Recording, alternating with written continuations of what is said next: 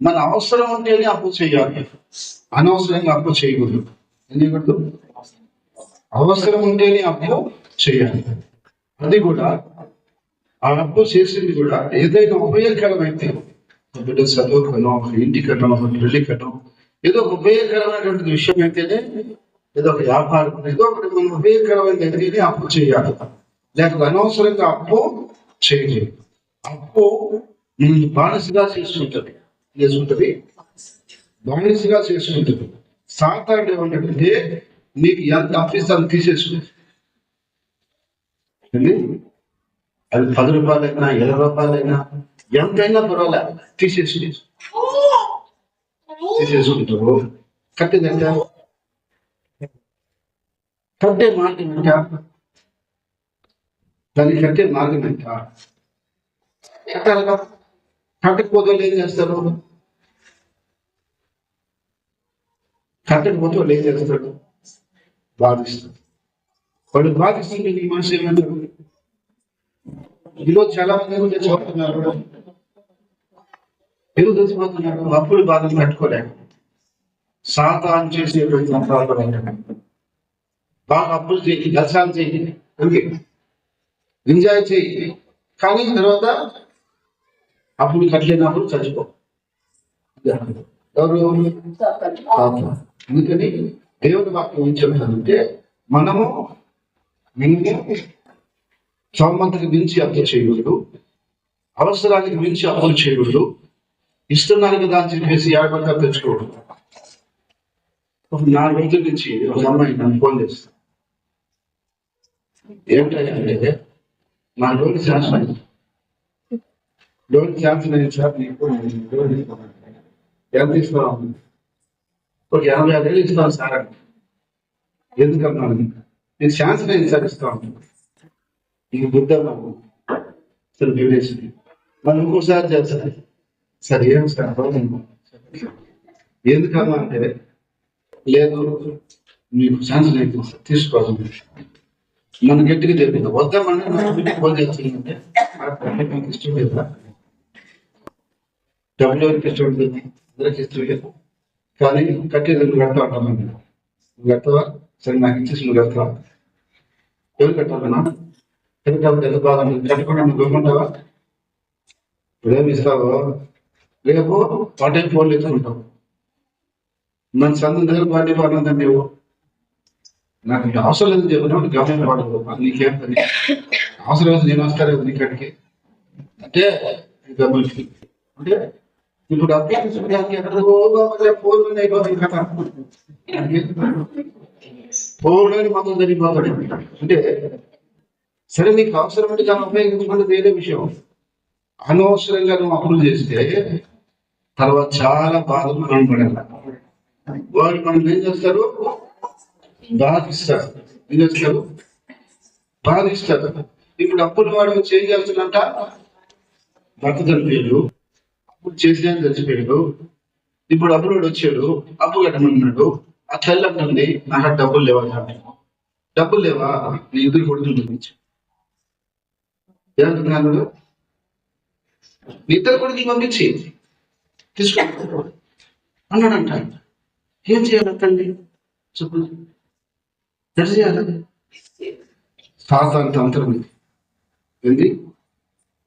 సాతాను తంత్రం. కాబట్టి మన స్తోమతల నుంచి అప్పు చేయదు.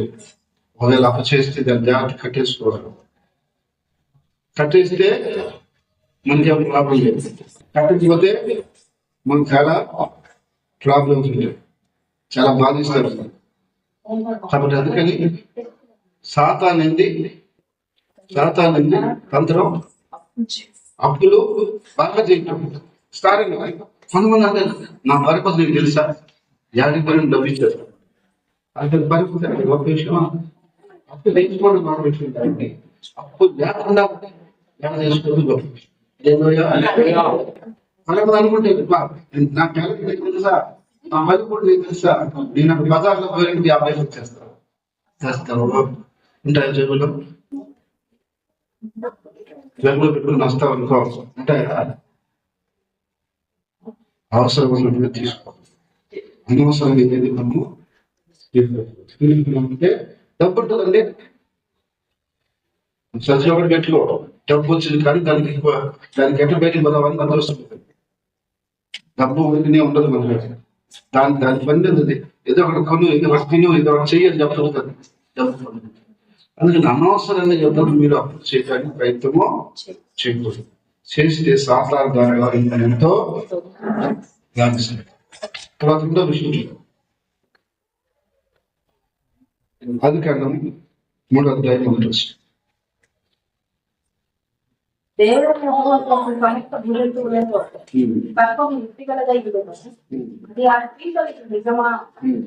ఈ తోట చెట్లలో దేని ఫలమైన నేను తినకూడదని దేవుడు చెప్పిన అని అర్థము. అందుకే ఈ తోట చెట్ల ఫలములను మేము తినవచ్చు. అయితే తోట మధ్య ఉన్న చెట్టు ఫలములను గురించి దేవుడు మీరు చెప్పినట్లు వాటిని తినకూడదని, వాటిని ఉండకూడదని చెప్పినని సత్తంతో ఫాదర్ ఏం చేస్తాడు? సందేహం కలిగిస్తాడు. ఇది నిజమా? ఏంటంటే ఇది నేను ఒక డ్రింక్ తాగుతాగా, ఎవరో వచ్చారు, ఈ బాటలు నేను తాగుతా, ఎవరో వచ్చారు, ఈ నిజమైన గురించి వాడలేదు నా వివాహం ఎందుకు నన్నేమో నా మాటలు తాగుతాను దాన్ని. ఇప్పుడు వాడు వచ్చేసి అంటున్నాడు, ఏమని నిజమైన మండలు వాడతాను అన్నాడు. నాకు అప్పుడు సందేహం వచ్చింది, ఎందుకని ఏమి ఈ మాట అన్నాడు, నిజమైంది కాదేమో తెలుసా, సందేహాన్ని కలిగిస్తాడు. అవు దగ్గరకు వచ్చి ఏమంటాడంటే, ఇది నిజమా? ఏది నిజం? దేవుడు పొండి తింటే చచ్చిపోతారని చెప్పింది ఎవరు? సాధారణ అంటే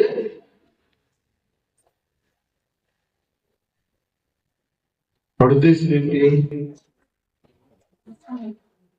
సందేహం కలిగిన తర్వాత దేవుడి మీద గురించి సందేహం వస్తే విశ్వాసం పోతుంది, దేవుడికి దూరం అయిపోతామని మన ఉద్దేశం. కాబట్టి సాధారణ చేసే తంత్రం ఏంటంటే సందేహం కలిగించడం, దేవుడి మీద మన సందేహం, అనుమానం కలిగించడం. ఒక 3వది ఏంటంటే అబద్ధం. చూడండి, యోహాను సువార్త 8వ అధ్యాయం 44.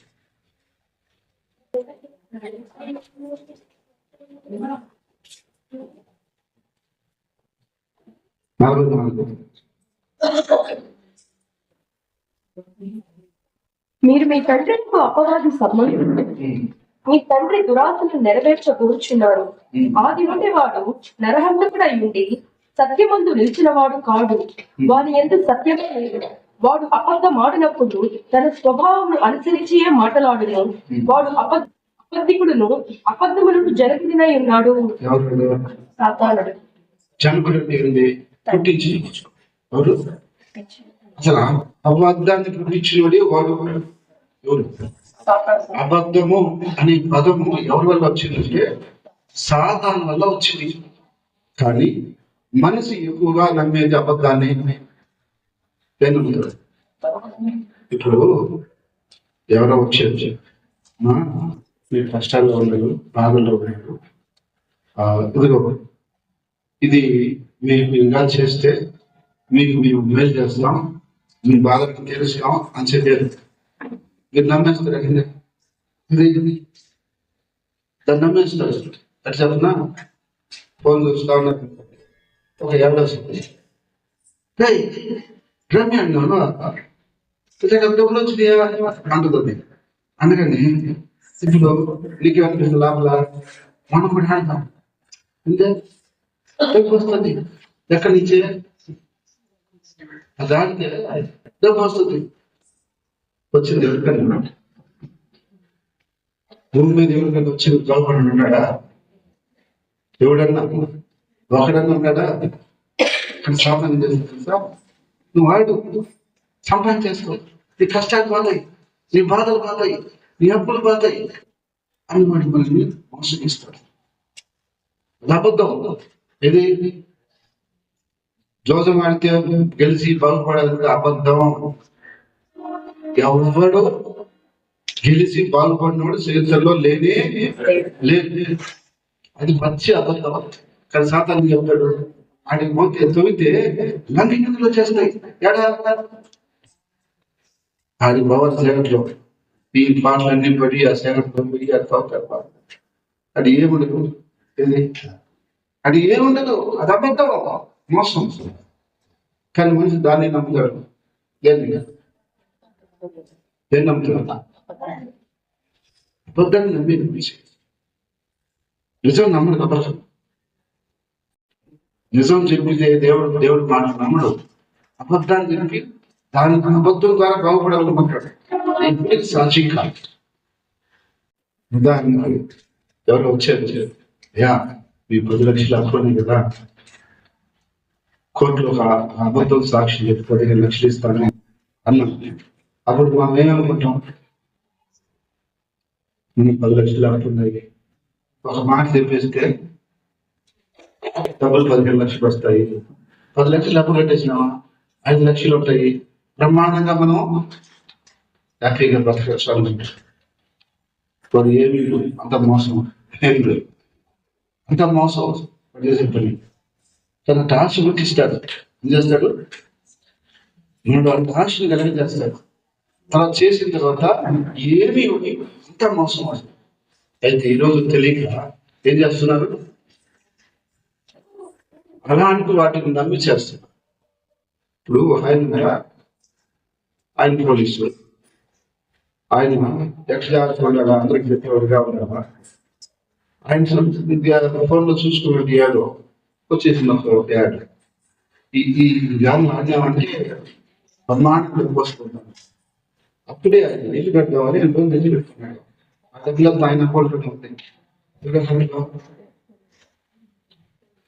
ఆయన అకౌంట్లోనే ఉంది. చూద్దాం నొక్కిరండి. ఏందే నొక్కమంటే దాన్ని చేసినట్లే ఊరికే చెప్తాను. నొక్కితో వచ్చేసాక దాని ప్రాసెస్ ఉంటుంది. దాన్ని చేసినట్టు చూసి చేసిన తర్వాత ఏదో ఫస్ట్ లో చూపిస్తాడు. అంటే చూపిస్తాడు వచ్చింది వారం 5 లక్షలు అవుట్. 5 లక్షలు అవుట్. బాగా 70 గమ్ముకున్నాడు. ఏం చెప్తాడు? మంచిగా ఖర్చు పెట్టుంటే ఇదమ్మా నేను 5 లక్షలు ఖర్చు పెట్టిన చెప్తాడు. చేసిన పని ఏదో పని. ఇప్పుడు ఏం చెప్తాడు? గమ్ముకున్నాడు. ఏం చెప్తాడు? అయింది, ఇంత లాభం లేదు, ఇంకా నాకు అర్థం ఏంటండి.